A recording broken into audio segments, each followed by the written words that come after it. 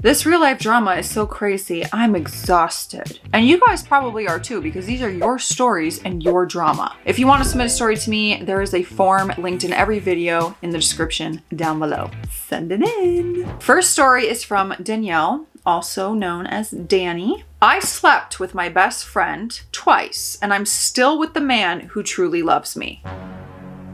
Okay, alrighty, Roo. Alrighty then. Danny, we're doing this today. Okay. I, female, early 20s, have been in a serious relationship with my boyfriend, let's call him Jordan, for years. He's the best man I've ever known, kind, forgiving, deep, loyal, best at nighttime. He comes from nothing, just like me, but he always carries himself with so much dignity and warmth. He knows my past, my trauma, even the messy parts of my family, and he still chose to stay. But I did something horrible. I have a best friend from freshman year at college, Jacob. We met in university. We were classmates, same year, same major. I admit he was good looking, but he had this way of looking at people like he was always playing mind games. He came from a high status family, but I am not. We were never flirty in the obvious way, just close. We're also really comfortable with each other because we always share our problems. We cry to each other about our partners, life, and studies. Yeah, that's the first red flag. We hang out often, just like best friends do. He had a girlfriend then, the kind of girl his family adored. Sweet, small, religious, quiet, vanilla type. He even told me once, bluntly, "You're not my type. I am curvy, loud, messy, not the kind of girl you parade at family gatherings." Sometimes he'd make jokes about me to his girlfriend when they are on a video call. That one girlfriend was in a long-distance relationship. Light jabs about how I dressed or how I talked. I laughed along, pretending that it didn't sting, but it did. We had this tension between us. Years of weird flirtation. Our friend at the beginning thought we were dating, but we didn't. Emotional push and pull, mixed signals that makes people assume something's going on, even when it isn't, until it is. Then, years later, when I was already with Jordan, deep into a real loving relationship, Jacob and I crossed a line. We had sex twice. Okay, so you crossed the line more than once. Is it a mistake if you do it twice? I feel like a mistake is one time. The second one is, they're both choices. I'm trying to be nice to you, girl, but this just ain't looking good. Once out of curiosity, once out of something darker. Regret, hunger, I still don't know. Oh, well, when I'm hungry, I just go eat an apple or a pickle. Not that kind of pickle. We never talked about it again. I stayed with Jordan. We eventually married. Oh, years ago, Jacob invited me to his wedding. I also invited him to mine, but I couldn't attend it because I was busy with work and it was a far trip. Then I saw photos of his wedding and the woman he married. I was surprised because she looks just like me. Same body type, same hair, same exact smile he used to tease me for. Same unapologetic curves, and I broke. Not out of jealousy. I'm not in love with him. I love my husband. But it messed with my head. All this time, I thought I wasn't his type. I believed him when he made me feel small, so why choose someone who looks like me? Did he actually like me all along and just never had the guts to admit it? Did he want the idea of me, but cleaner, safer, more socially acceptable? And now I'm stuck with this one last question that haunts me more than the sex we had. Should I tell Jordan? He knows about the other men. I confessed to him that I cheated, about my lowest points. Other men. Oh, okay. About my lowest points, about the time I sold myself for money just to survive. Okay, I thought you just meant you kept cheating on him with other men. No. I told him everything years ago before we married, and he forgave me, saying we were just dating. But Jacob wasn't a stranger. He was a friend, our mutual friend, a known name, someone Jordan still knows. And that's why I've stayed silent, because this one feels different. Like it would shatter something deeper. So instead, I sit here, married with kids, loved. I know I am the a-hole and it haunts me every day, but I can't stop thinking about Jacob. Not because I love him, not even because I want him, but because I am just curious. Now I live with this guilt. Jordan has no idea, and I don't know if keeping this secret is protecting him or protecting myself. I am sorry that I am a monster. Well, we all know how I feel about cheating. If you can't stay loyal, stay single. So I'm not thrilled about your actions here, if I'm being so for real, but you already know that. You already feel your own guilt. Something's telling me that I think your heart still has something for Jordan. Jacob, Jordan's your husband. I feel like he's always going to be your what if, or the one that got away in a sense. I feel like you're always going, and not intimate, because you guys were intimate, but just of being together. I feel like he's going to be a what if to you. If you're still thinking about him, you had those emotions when you saw his wedding, something's in there for this guy. Let me know, you guys, in the comments. Do you think she should tell her husband now? After all this time, should she tell him? What's the point? Should she be honest? Does he deserve? Like, I want to know your thoughts on this, because you all know how I feel about it. I'll see you in the comment section. Next up is Anonymous. Am I the a-hole? I blocked my dad's wife and her whole family after 20 years. My parents split when I was 17. My dad has been with his wife since I was 19, married in my mid-20s. I'm not sure when no one from my immediate family was invited. Quite telling. Let's call her DW, dad's wife. All I'm thinking of is DW from Arthur, as she is not my mother and never will be. DW does not even hold a candle to my own mother, and my dad's entire family knows it. DW has big shoes she will never be able to fill, so she has always come across as trying too hard or fake. I have 2 stepchildren of my own and 2 bio with my husband. The first Christmas, DW had my husband and his children over. They were ages 5 and 6, and I overheard her telling my dad that they were little bastards. Our children are bastards! I told my husband to pack everyone up and we are leaving. I was trying to make an Irish goodbye, but ran into my dad on the way out. I called him out on what I heard, and he gaslit me in order to protect DW. But I know what I heard. Throughout the years, I have kept notice of incidents with DW and how she treats my bio children compared to her bio grandchildren. They can do no wrong, but mine are feral, which is interesting as I have heard nothing about how well behaved my kids are from friends, neighbors, and family. About 7 years ago, I took my firstborn across the country to meet my family on both sides and spoke to my dad's sister about why her and my other aunts weren't speaking to my dad. She divulged that when they were up visiting, DW was complaining about me being my dad's, quote, little effing princess, to which my aunt told her, you will never step in between my dad and his children. I just bookmarked that in the back of my head about DW and carried on. This past Easter, I was over at my dad's for dinner and DW came flying out of the house yelling about how my 7-year-old was banging on the basement window, and she ran out to scold my child. I asked my other child what happened. He said his sister tripped and fell and hit the window. It did not break or crack. I asked DW's bio grandchildren what happened, and they confirmed she tripped. I asked my child, and it was the same. No apology from DW, no concern for her well-being. With tensions high, I sat in the yard, mitigating fairness for all the children playing. I was having a discussion with my older sister about Santa and the Easter Bunny and how my kids knew the truth about them, and also not to ruin it for the other kids. It got heated, but we did resolve our differences. I was then told by DW I can have my views, but not in this house. I pointed out the hypocrisy of how they accept views I don't share, but mine are not welcome, and should put mine back in the closet. DW did not like this. Later on in the evening, I went to the bathroom and DW was talking to my dad in the garage when I overheard her complaining to my dad about me again, much along the lines of what my aunt had shared with me. After DW went to bed, my dad and I went for a walk and I told him I was done with her. I noticed her unfair treatment of all my kids. I know what she said about me, and he is more than welcome to come to my place anytime, just not her. There are obviously way more incidents, but these are the gist of it. For the record, all of my dad's children are married and self-sufficient. He has helped her and her family more than his own. And I do have a great relationship with my dad, despite a very difficult divorce from my mom. Am I right to cut out DW even if it causes a wedge for my dad? I'm a boundary girl. I think you are absolutely right to set boundaries for your mental health, your children, your family. I think you set whatever boundaries you need to set. And I would hope that dad would be understanding about that. You would hope. Next up, we got a story coming in from Tyler. My name is Tyler, not my real name. Okay, it's not coming in from Tyler. It's coming in from Tyler. I know I will get mocked, but it is deserving, and I now know my mistakes and I have learned from them. I have beaten myself up much more than anyone else could ever do to me. First, I will give you a little bit of a short backstory. My father passed away when I was 7. I am now 44. I'm sorry. My mom was married 4 times. Her first was my sister's father, then my and my brother's dad, then 2 afterwards. My younger brother was, can't say the word, in 2002 at the age of 21. Oh my God. The loss of in your family. I'm so sorry.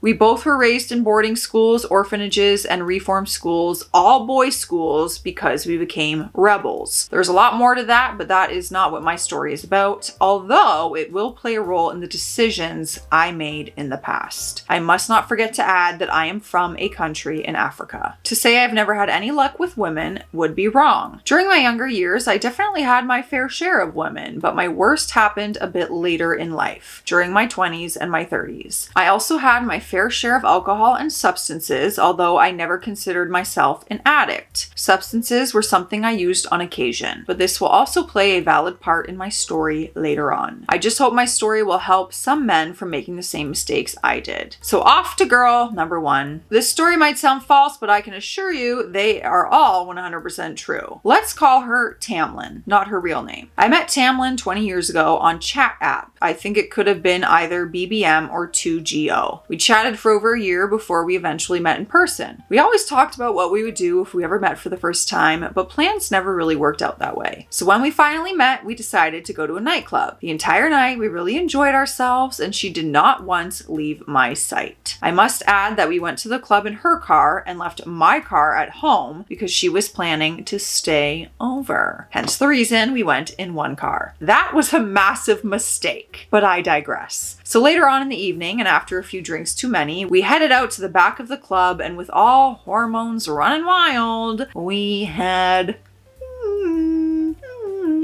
knocked boots. That's my sound for that, apparently. When we were done, we headed back inside and had a few more drinks before deciding to leave. On our way out, I stopped at a food stall outside the club to buy each a foot-long sausage roll. And while waiting for it to be grilled, we got into chatting with a guy and 2 girls who were also waiting for their food. The next thing I heard was tires spinning. We all looked around and saw a white city Golf racing out of the parking lot. It was Tamlin. She had left me there. I called her to ask where she was going, and she replied by saying that I was talking to the 2 girls and that I should not call her again, and I need to find my own way home. So I hitchhiked. Just keep in mind that my country is not the safest country in the world and has a reputation for being very dangerous. But nonetheless, as drunk as I was brave and I hitched. After the night, I didn't hear from her for almost 2 years. So I was busy with work one day when I received a Facebook message notification. Lo and behold, it was Tamlin asking me to contact her and said it was urgent. So getting her number, I made the call. She said that night at the club, she got pregnant.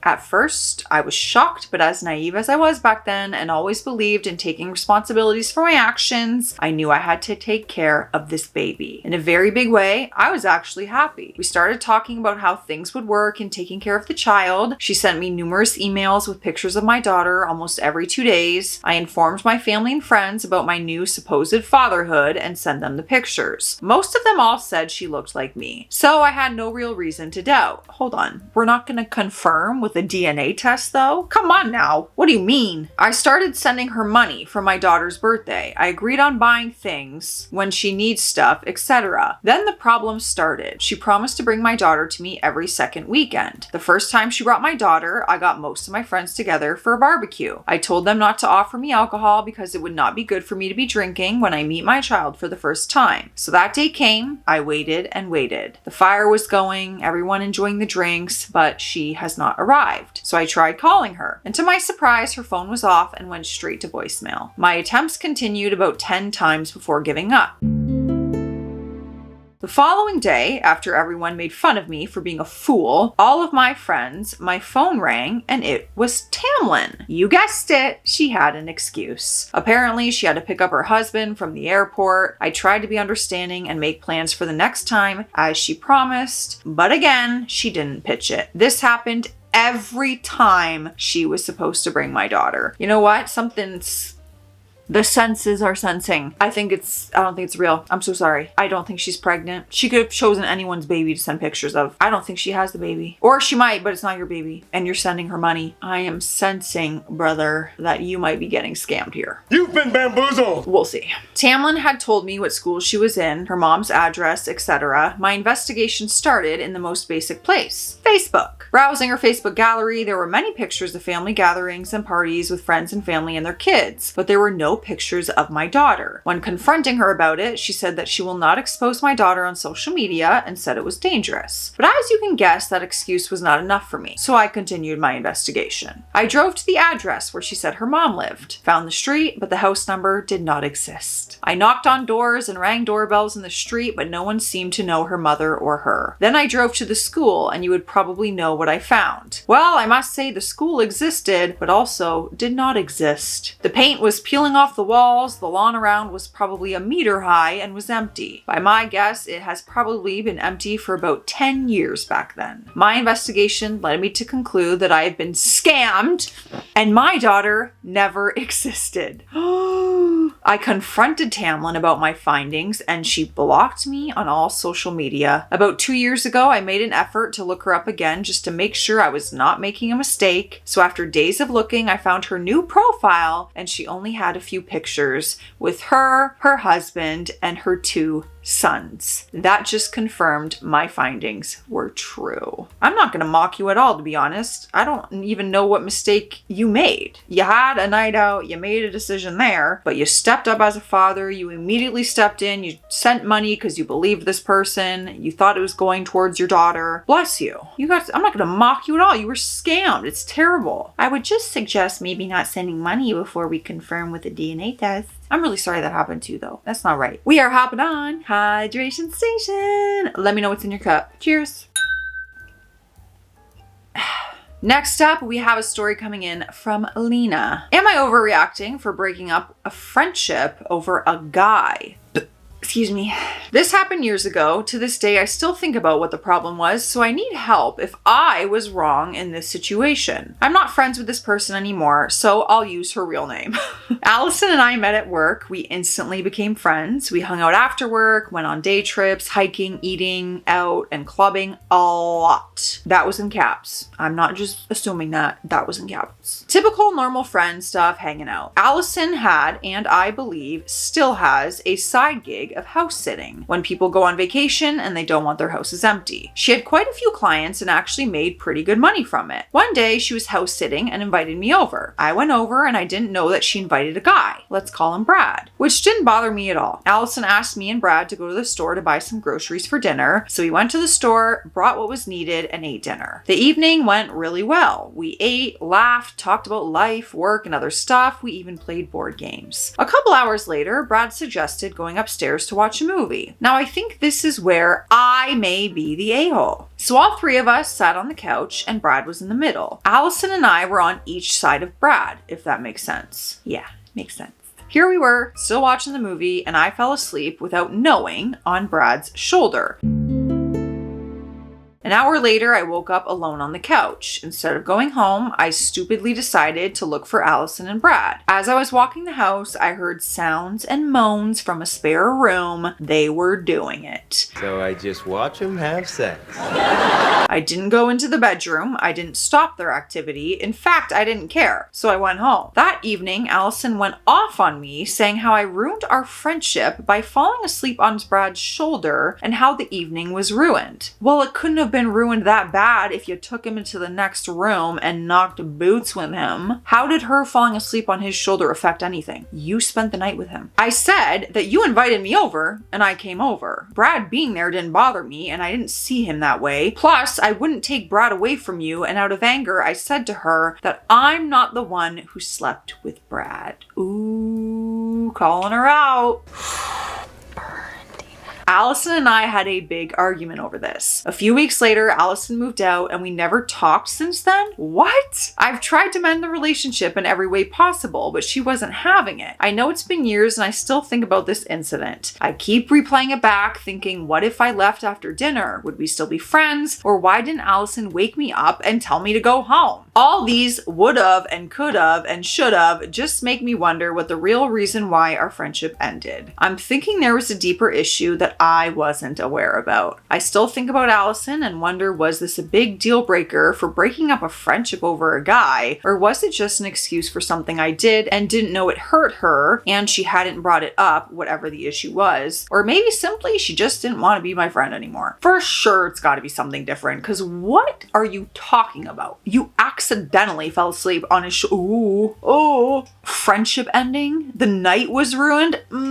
I heard the moans. Sounded like your night was pretty good, but okay. I don't know. I'm not buying that. Next one wants to be left anonymous. I want to preface the story by saying that I've not been in too many relationships in my life, and this was the one that made me decide that maybe dating wasn't for me. So to begin, I live out in the country in a tiny home I built myself with about 10 acres of land. Most of it is woods. That will be important later. But about an acre where my house sits is an open meadow. To keep the grass trimmed and snakes away, I have 2 baby doll sheep. If you don't know what they are, look up a pic. They're adorable. I know what they are. And they are so cute. Baby sheep are so cute.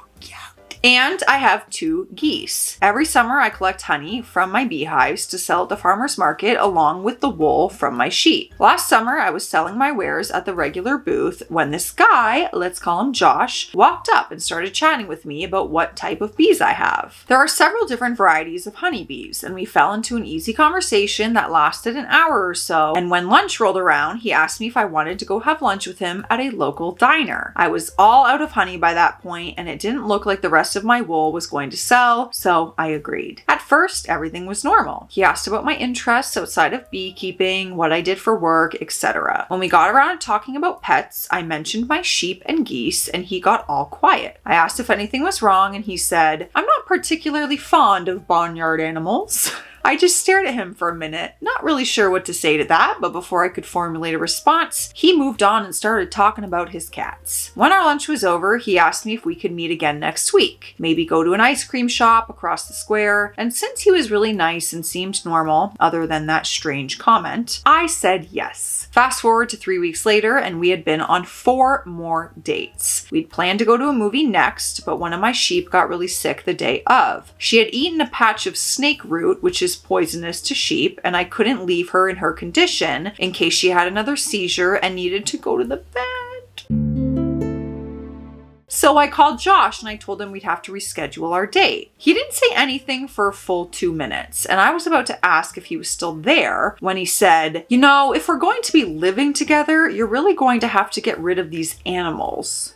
Who said anything about living together? And no. I was dumbfounded. I had known this guy for less than a month, and here he was telling me to get rid of animals I'd had for years by that point. So I replied, "It's a good thing that's never going to happen then," and I hung up. This led to him texting me nonstop for the next week and a half, spamming me with messages about how I shouldn't let an animal come between us, and we were perfect together. Just crazy crap that I ignored until I finally figured out how to block him. That's when things got really crazy. Me blocking him must have broken something in his brain, because he called me 10 times a day from unknown numbers that I blocked as fast as he could find them. He messaged me a bunch of messed up things and somehow found out where I lived. He showed up one morning outside the front gate and tried to climb over said gate when he couldn't open it. A psycho. Unfortunately for him, my geese didn't take too kindly to a stranger coming into their yard, and they chased him right back into the fence, which is electrified to keep coyotes out. I was inside when all of this happened, and I heard my geese kicking up a fuss and honking like crazy, so I grabbed my weapon and ran out, thinking a predator had gotten into the yard somehow, only to find this jackass with one arm tangled in my fence, getting repeatedly shocked while he tried to fend off my female goose with the other. other. I called off the goose long enough for him to untangle himself, then told him he had 5 seconds to get off my property, and I started counting. He took that threat pretty seriously and was gone in a trail of dust by the time I even got to 3. Haven't heard from him since, and also haven't been on another date since. I think I'm happy with just my sheep, geese, and bees for company. Honestly, sounds like you got yourself a lovely little setup. That sounds like out of a movie. Living in nature, in your little home, you got sheep and geese and bees, and you're a beekeeper. Darling, they should make a movie about you, really. They really should. But put me in the movie. I'll be your friend in the movie. Thank you. All right, you guys, let me know your thoughts and feelings. I'll see you in the comment section. Stay classy, out there. Stay sassy.